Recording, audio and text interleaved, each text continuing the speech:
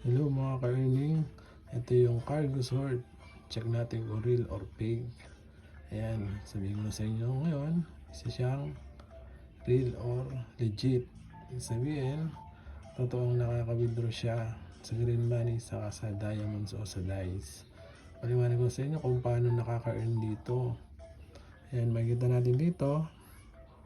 Ito yung pinaka sa green money natin. Makikita mo dyan is pwede mo na siya ma-withdraw pag naabot mo yung 1K. Wala ka nang kailangan pang gawin, basta maabot mo lang yung pinaka-minimum niya. Sabihin, pag hindi ka naka 1K, hindi mo siya pwedeng ma-withdraw. Tapos, dito siya pwedeng maka-earn ng green money sa paglalaro ng adventure. Kada matatapos yung adventure, meron kang ma-earn ng green money dyan. Tapos, dito sa achieve, ayan dito. Ayan, dito pwede kang makakuha ng green money. Ayan, medyo mataas na kasi ko. Pwede kang makakuha 2, 4, 3.62. Ito yung mapupuno niya yan. Tapos, kinaganda rito, may makukuha kang diamond o dice na 1 million dice. Ang katumbas niyan is 1,000 pesos. Dito yan. Dito naman, sa may dice, dice naman, pwede ka maka-withdraw kahit piso sa Lazada. Yun ang pinaka minimum niya.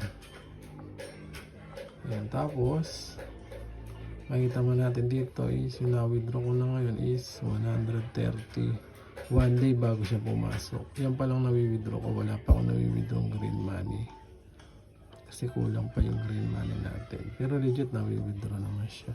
Sa daily naman, ayan, kompletuhin nyo lang yan kasi may mga condition dyan. Saka yung tinatawag ng mga VIP rito, 4 na VIP. Yung VIP natin ay sa taas. Tapos yung pinaka VIP ito. Yan, pwede ka dyan makakuha ng green money. Pag naabot mo yung VIP 1, konti lang na may VIP dyan. Tumaas lang siya dito sa bandang level VIP 6. Medyo mataas na. Hanggang dito sa VIP 5 na yan, halos nasa 300 lang kailangan mo maabot para makompleto mo yun. May makuha ka dyan na green money. Ang naklaim ko na is 250. Ayan, tapos inaganda pa niyan dito sa race. Ayan, pwede kang maka-withdraw ng, ito tayo ngayon.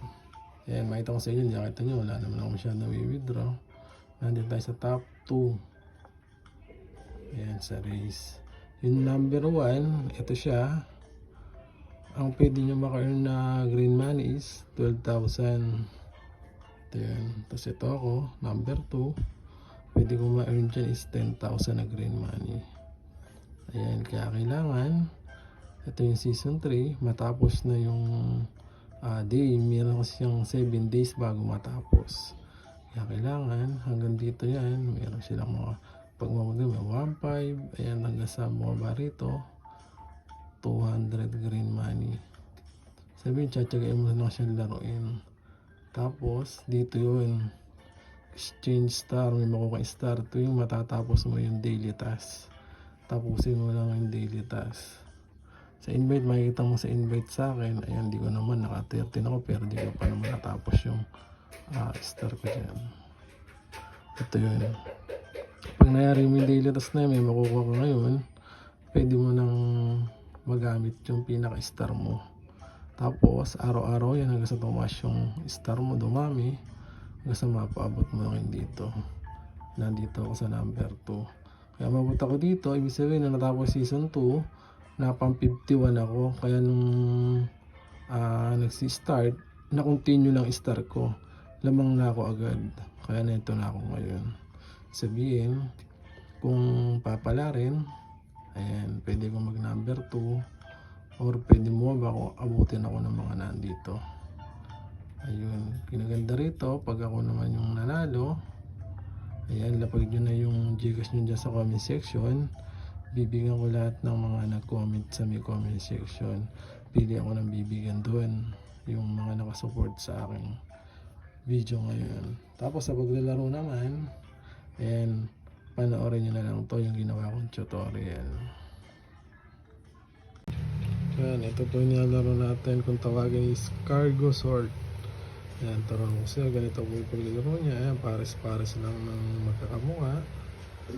Ayan, tapos gumagalaw siya. Pagka gusto nyo hindi gumalaw, lock natin ito. Click lang natin padlock na yan. Ayan, tapos kapag minsan may nakatago siya sa ilalim, pwede natin gumamit nito na parang bumilya. Pag kinlik mo, ayan, pwede na siya magpares-pares. Ayan, pagka mo lang medyo wala nang pagpaparisan. Ayan, ganyan lang po siya. Tapos pagkayari po, get bonus natin.